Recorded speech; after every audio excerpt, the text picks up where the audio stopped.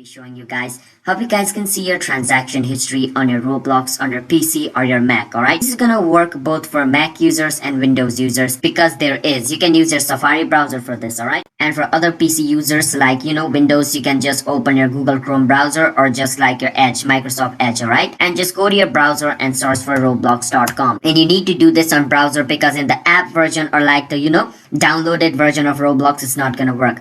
Once you come to roblox.com, you need to log in into your account. After you log in into your account, basically what you need to do is click on this Roblox icon at the top right corner of your screen. Once you click on the Roblox icon, it's going to show you your, amount of Robux you have on your account. So I have 0 Robux, that's why it's showing me 0 Robux. So I'm going to click on 0 Robux, alright? Once you click on 0 Robux, it's going to take you over here.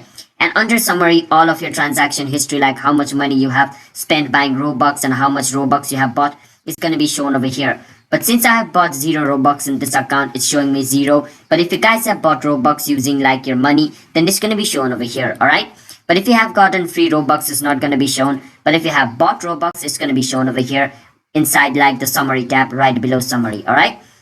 You can also click on like the past 30 days and choose like of the record. So you can only see like 1 year record. After 1 year, it's going to be resetted, alright? So if you want to see your 1 year, transaction history, click on past year. If you want to see your 7 days, you can click on 7 days over here. You can click on summary and choose purchases as well to show you purchases like what you have.